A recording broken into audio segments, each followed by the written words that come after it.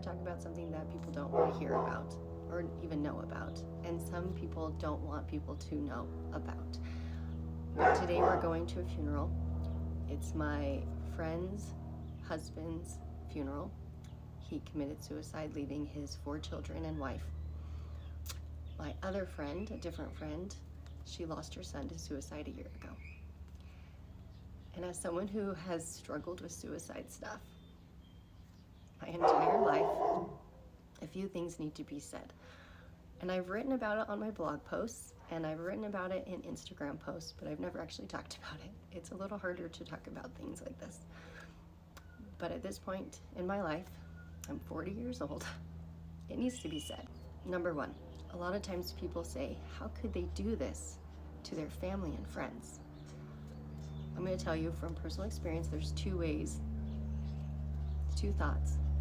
This is personal experience, so there could be more, but for me, 2 thoughts. One, it's not that I would do it to them. It is that someone who commits suicide is doing it for them.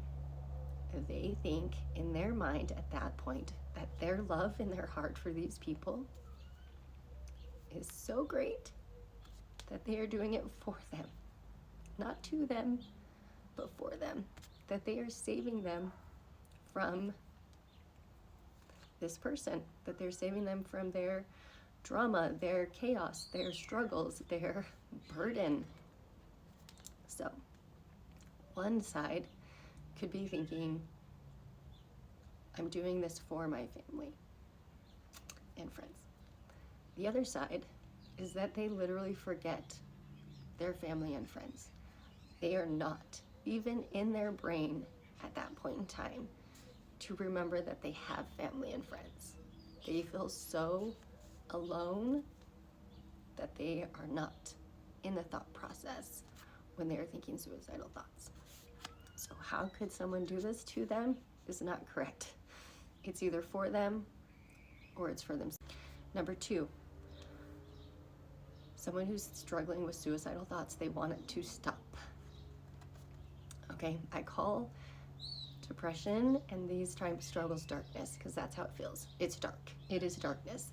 There's no other way around it. It is complete darkness. I also call suicidal spells. Those are those moments that are not moments, they're hours, days, weeks, months, years where you're struggling. So those are suicidal spells where you're consumed in that darkness. But that darkness, there's 2 types of darkness. Again, from my personal experience, there could be other types, but for me, there's 2 ways that I feel it. One is complete chaos. It is loud and chaotic, and it's awful because you are being constantly attacked in your brain with loud, mean thoughts, and you just want it to stop. The other is completely empty quietness. Not just alone, but where you feel so empty that there's nothing inside or outside of you. So it is about wanting to be free from that darkness, and you just want it to stop. 3, July 11th, 2025.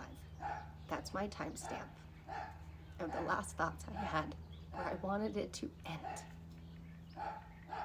I wanted it to stop. The hardest things about wanting it to stop is, one of the facts is knowing that you know other people around you don't go through that same darkness. And it's frustrating because you don't know why. You struggle so much. You get to watch everyone else and know that a good chunk of them don't go through the same darkness. They go through darkness, we all do, but not the same. So yeah, sometimes you just get too tired and it's exhausting and you don't want to do it anymore. Number 3, this is where you have to be aware. This is for the people that are going through suicidal thoughts and the people that have someone in their life that may be going through it. This is where you have to know what suicidal thoughts are and what it feels like, what it is. You have to be aware of it. As a little girl, I didn't know self-harming was wrong. I didn't know that I was having suicidal thoughts. That wasn't spoken about when I was a kid or a teenager. And even when I go through some of my darkest spells, I don't even know I'm in it because I just didn't know. And it took me starting my healing process 4 years ago to discover that I could see myself in the darkness, that I could actually feel that darkness consuming me. But I didn't know that. So there's a couple things with number 3 is you have to be aware. You have to know what suicide is, what it feels like. I mean, it feels different for everyone, I'm sure, but another part of that is you have to see it. You can't be blind to it. You can't ignore it. You can't hide it, because all those moments of hiding it, you're going to keep ignoring it and allowing it to stay. Number 4, I know people say get help. I don't like that phrase. I'm going to be honest, I don't like it. I understand it, so I'm going to change it a little bit, and I'm going to say, know that there is help. And this is where people that, if you see someone, you need to help them know that there is help. Okay, let me explain. As a little girl, like I said, I didn't know I needed help. A lot of times we don't know that we are in the thick of it. We just feel it. And so you can't just tell someone to get help. You're gonna have to help them get help, because they might not even know that they need help. And here's the other thing, they might be too embarrassed to say that they need help. So there are phone numbers to call, there's psychologists to see, meds to take, and facilities to live in. Exhaust all efforts in getting help. But first you have to know that there is help, which also goes back to number 3, you have to be aware of your struggles. Number 5, the worst place to be is alone. The second worst place to be is negative people and environments. This is beyond true.